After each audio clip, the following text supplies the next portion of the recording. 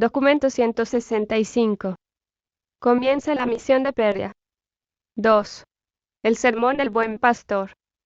Un grupo de más de 300 personas de Jerusalén, fariseos y otros, siguió a Jesús hacia el norte hasta Pella, cuando rápidamente se alejó de la jurisdicción de los dirigentes judíos al finalizar la fiesta de la consagración. Y fue en presencia de estos instructores y líderes judíos, así como también de los 12 apóstoles, que Jesús predicó el sermón del buen pastor.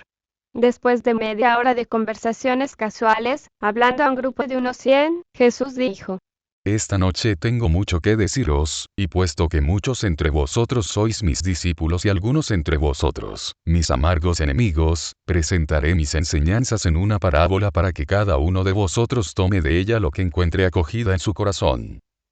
Esta noche, hay ante mí hombres que serían capaces de morir por mí y por el evangelio del reino, y algunos de entre ellos así lo harán en años venideros. Y hay aquí también algunos entre vosotros, esclavos de la tradición, que me habéis seguido desde Jerusalén, y que, con vuestros líderes tenebrosos e ilusos, queréis matar al Hijo del Hombre. La vida que ahora vivo en la carne a ambos os juzgará, a los buenos pastores y a los falsos pastores. Si los falsos pastores fueran ciegos, no tendrían pecado. Mas vosotros afirmáis que veis. Vosotros profesáis ser maestros en Israel. Por eso, vuestro pecado permanecerá en vosotros.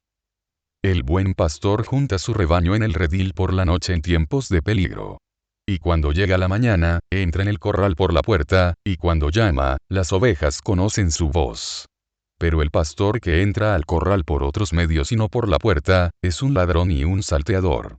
El buen pastor entra al corral después que el portero le abre la puerta, y su rebaño, conociendo su voz, sale cuando llama. Y cuando ha sacado afuera todas sus ovejas, el buen pastor va delante de ellas. Las conduce y las ovejas le siguen. Sus ovejas le siguen porque conocen su voz. No seguirían a un extraño. Huirán de un extraño porque no conocen su voz.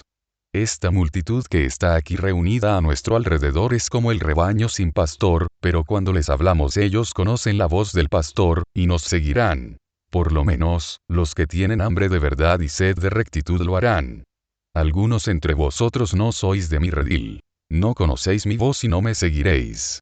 Puesto que sois pastores falsos, las ovejas no conocen vuestra voz y no os seguirán. Cuando hubo Jesús dicho esta parábola, nadie preguntó nada. Después de un tiempo nuevamente comenzó a hablar, siguiendo la conversación sobre la parábola. Si vosotros queréis ser los ayudantes del pastor de los rebaños de mi Padre, debéis ser, no solamente líderes meritorios, sino que también debéis alimentar al rebaño con buena comida. No sois buenos pastores a menos que conduzcáis vuestro rebaño a los pastos verdes junto a las aguas calmas.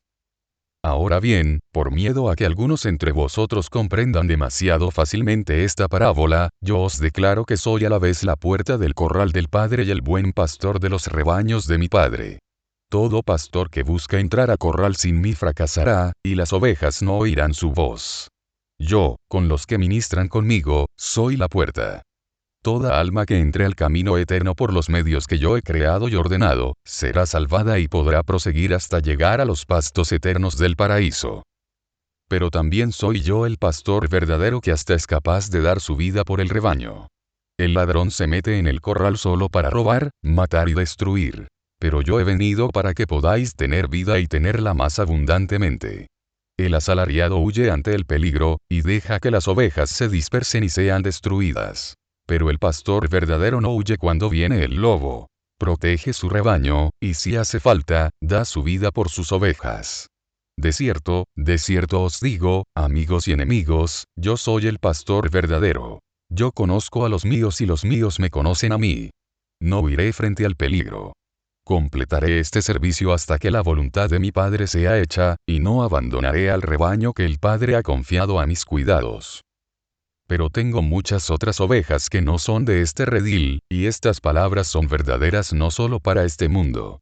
Estas otras ovejas también oyen y reconocen mi voz, y yo he prometido al Padre que todas serán conducidas a un mismo rebaño, a una sola hermandad de los hijos de Dios.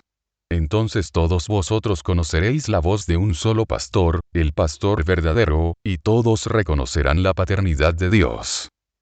Así pues sabréis por qué el Padre me ama y ha puesto en mis manos todos sus rebaños de este dominio para que los cuide. Es porque el Padre sabe que yo no dejaré de proteger mi rebaño ni abandonaré mis ovejas y que, si hace falta, no vacilaré en dar mi vida al servicio de sus muchos rebaños. Pero, recordad, que si doy mi vida, la tomaré de nuevo. Ningún hombre, ni ninguna otra criatura puede quitarme la vida. Tengo el derecho y el poder de dar mi vida, y tengo igual derecho y poder para tomarla nuevamente.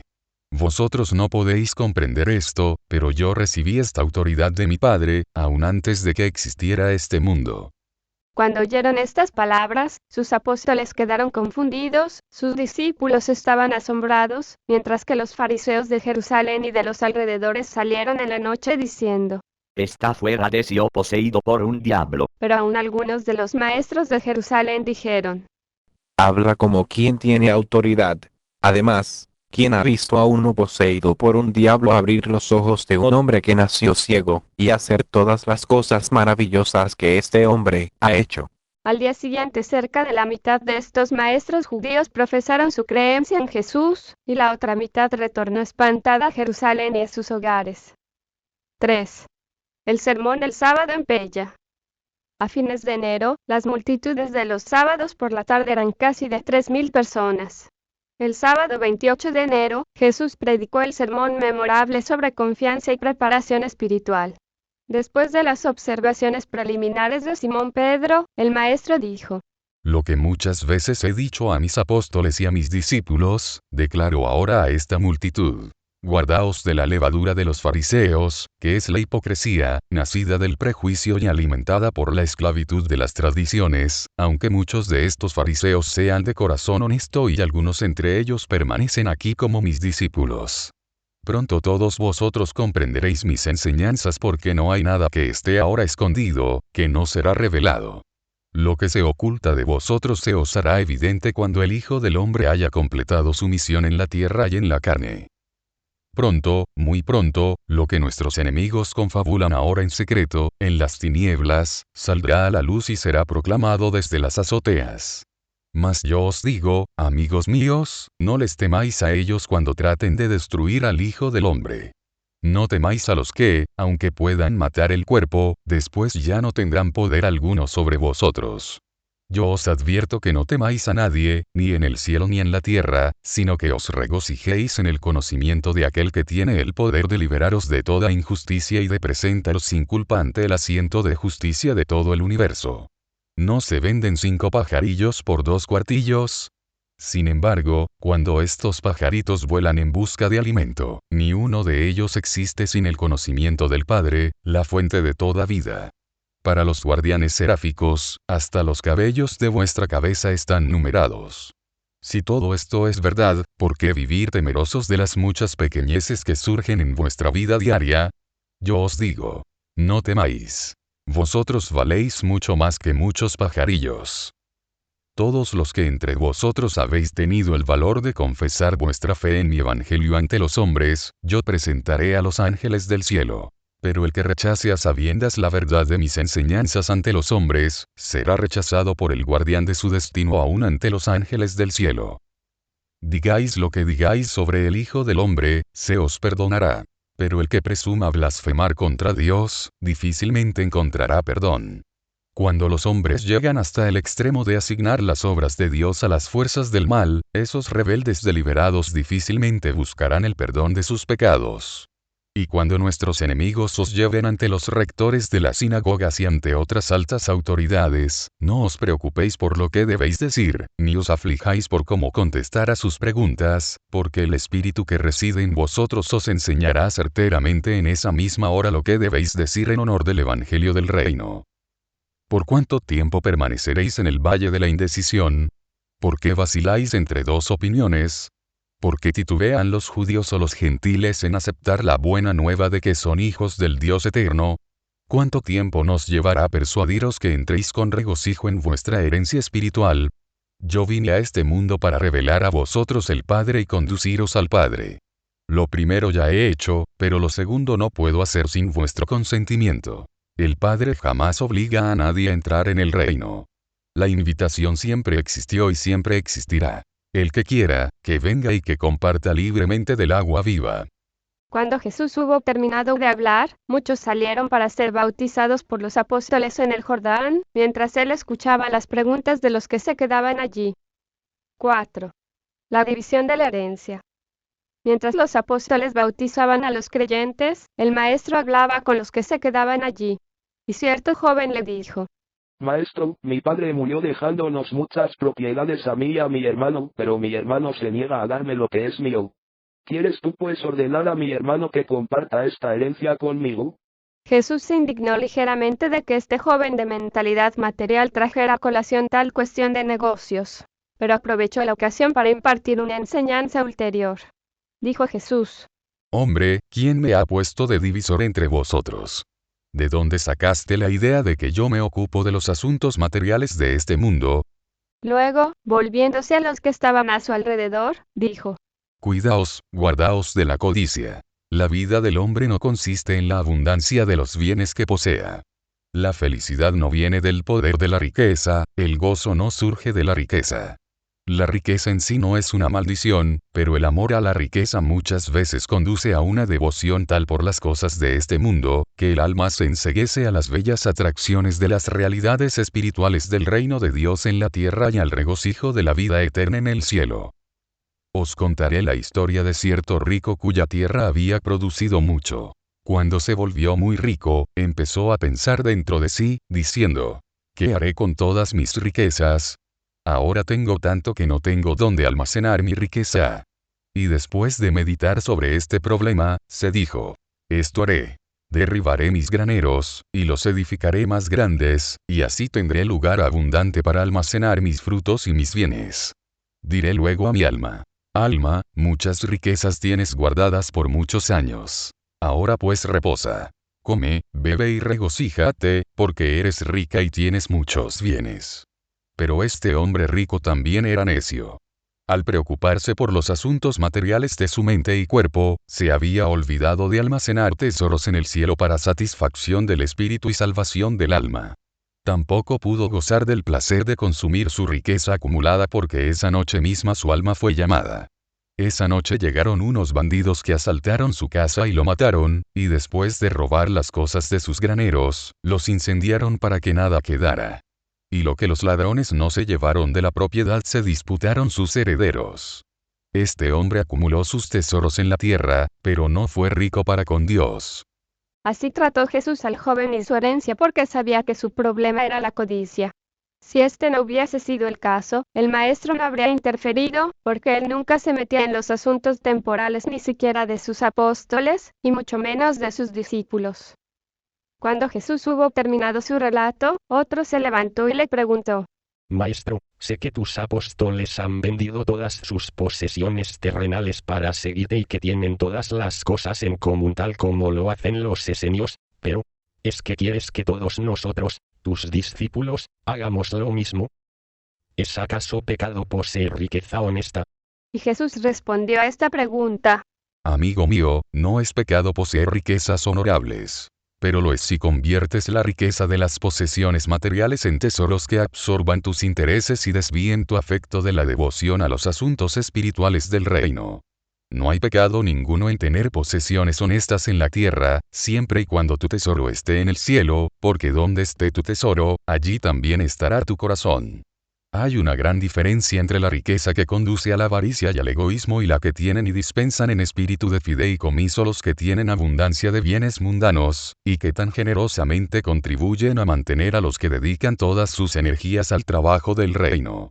Muchos de entre vosotros que estáis aquí sin dinero, recibís comida y albergue en la ciudad de tiendas, gracias a las contribuciones de hombres y mujeres generosos, de buena posición, que son dadas para estos fines a vuestro anfitrión, David Zebedeo.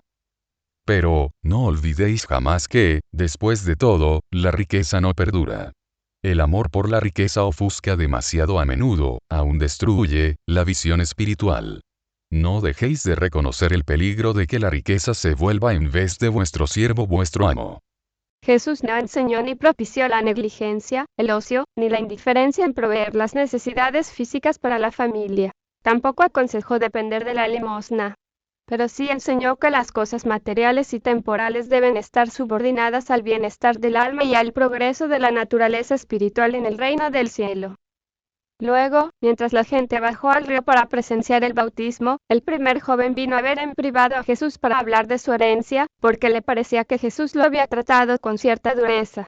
Y cuando el maestro le escuchó nuevamente, contestó: Hijo mío, ¿por qué pierdes la oportunidad de comer el pan de la vida en un día como este, cuando de veras podrías satisfacer tu avaricia? ¿Acaso no sabes que las leyes judías de la herencia serán administradas con justicia si compareces con tu queja ante el tribunal de la sinagoga? ¿Acaso no puedes ver que mi obra tiene que ver con asegurarme de que tú sepas sobre tu herencia celestial? ¿No has leído en la Escritura? Hay el que acumula riquezas con avaricia y sacrificio, y esta es la porción de su recompensa. Cuando dice, ya hallé reposo y ahora podré comerme mis bienes, pero no sabe lo que el tiempo le traerá, y que también deberá abandonar todas estas cosas a otros, cuando muera. ¿Acaso no has leído el mandamiento? No codiciarás. Y nuevamente, ellos comieron y se llenaron y engordaron, y luego se volvieron hacia otros dioses.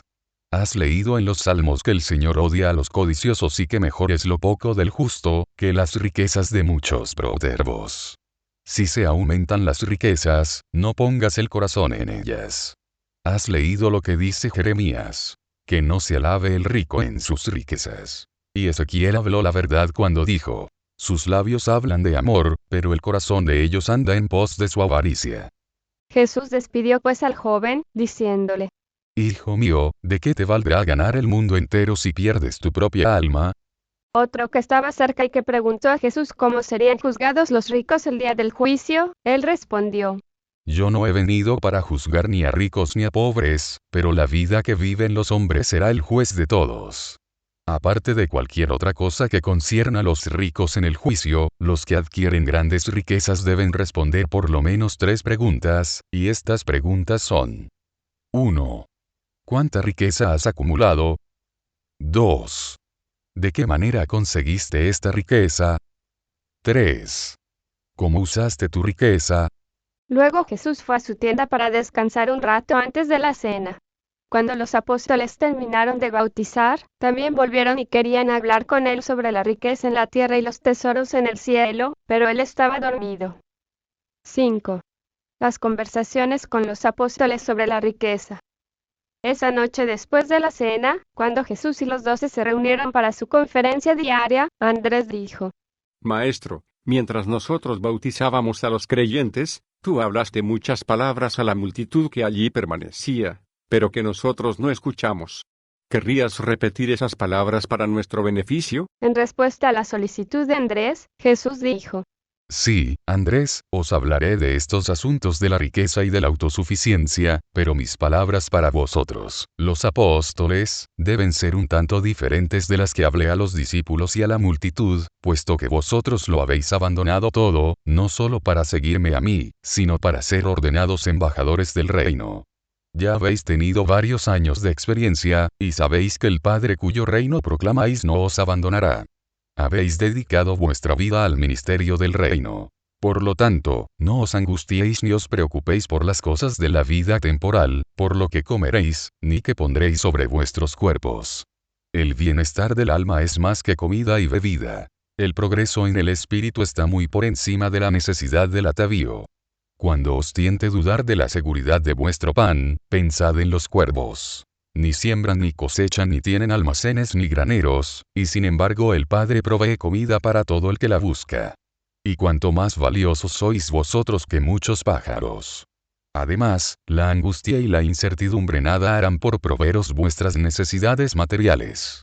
¿Quién entre vosotros podrá, solo por angustiarse, agregar una palma a vuestra estatura o un día a vuestra vida? Puesto que estos asuntos no están en vuestras manos, ¿por qué preocuparos por ellos? Pensad en los lirios, y cómo crecen. No se afanan ni hilan. Mas os digo que ni aun Salomón con toda su gloria se vistió como uno de estos. Si Dios así viste la hierba del campo, que está viva hoy y mañana se corta y se echa al fuego, cuanto más Él os vestiré a vosotros, embajadores del reino celestial. ¿O vosotros cuán poca fe tenéis?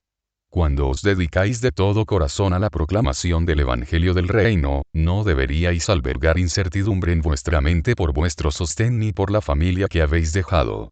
Si realmente dedicáis vuestra vida al Evangelio, viviréis por el Evangelio. Si tan solo sois discípulos creyentes, debéis ganaros vuestro pan y contribuir al mantenimiento de todos los que enseñan y predican y curan. Si os preocupáis por vuestro pan y agua, ¿de qué manera diferís de las naciones del mundo que tan diligentemente buscan dichas necesidades? Dedicaos a vuestra obra, creed que tanto el Padre como yo conocemos vuestras necesidades. Dejadme aseguraros de una vez por todas de que, si dedicáis vuestra vida a la obra del reino, todas vuestras necesidades reales serán suministradas. Buscad las cosas más grandes, y las menos importantes serán halladas. Pedid cosas celestiales y las cosas materiales estarán incluidas. La sombra por seguro sigue a la sustancia. Tan solo sois un grupo pequeño, pero si tenéis fe, si no tropezáis con el temor, yo os declaro que será satisfacción de mi Padre daros este reino. Habéis puesto vuestro tesoro allí donde la bolsa no envejece, donde el ladrón no puede saquear, y donde la polilla no puede destruir. Como dije a la multitud, allí donde está el tesoro, también estará vuestro corazón. Pero en la tarea que nos aguarda, y en lo que queda para vosotros después que yo vuelva al Padre, habréis de pasar duras pruebas. Guardaos todos contra el temor y las dudas. Cada uno de vosotros, preparad vuestra mente y dejad que vuestra lámpara siga encendida. Guardaos como hombres que están esperando el regreso de su amo de una fiesta nupcial, para que, cuando él vuelva y golpee en la puerta, podáis abrirle con rapidez. A estos siervos vigilantes los bendecirá, pues los encuentra fieles en momentos tan importantes. Entonces hará el amo que los siervos se sienten y él les servirá. De cierto os digo, que una crisis se avecina a vuestras vidas, y os corresponde vigilar y estar listos. Bien comprendéis que ningún hombre permitirá que entren ladrones a su casa si sabe la hora en que llegarán esos ladrones. Cuidad también de vosotros mismos, porque en el momento en que menos lo penséis y en la forma que menos sospechéis, el Hijo del Hombre partirá. Los 12 permanecieron sentados en silencio por varios minutos. Algunas de estas advertencias las habían oído antes, pero no dentro del marco que se les presentaba en esta ocasión. 6. La respuesta a la pregunta de Pedro. Mientras estaban allí sentados pensando, Simón Pedro preguntó: ¿Es que dices esta parábola para nosotros, tus apóstoles, o para todos los discípulos? Y Jesús contestó: En los momentos de prueba se revela el alma del hombre. La prueba revela lo que verdaderamente alberga su corazón. Cuando el siervo haya pasado la prueba, el amo de la casa pondrá a este siervo al frente de la casa y le confiará su hogar, sabiendo con tranquilidad que sus hijos serán debidamente cuidados y alimentados. Asimismo, yo pronto sabré en quién podré confiar el bienestar de mis hijos, cuando regrese al Padre.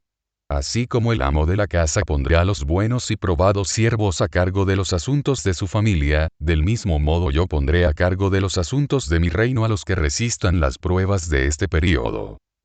Pero si el siervo es holgazán y piensa en su corazón, mi amo tarda en llegar, y comienza a maltratar a los demás siervos y come y bebe con los borrachos, y entonces el amo regresará en el momento en que él no lo espera y, encontrándolo infiel, lo expulsará en deshonra. Por lo tanto, hacéis bien en prepararos para ese día en que de pronto seréis visitados inesperadamente. Recordad, mucho se os ha dado. Por lo tanto, mucho se esperará de vosotros.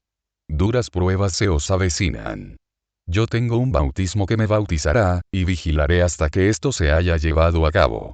Vosotros predicáis paz en la tierra, pero mi misión no traerá paz en los asuntos materiales de los hombres, por lo menos, no por un tiempo. La división es el único resultado posible cuando 2 miembros de una familia creen en mí y 3 de ellos rechazan este evangelio.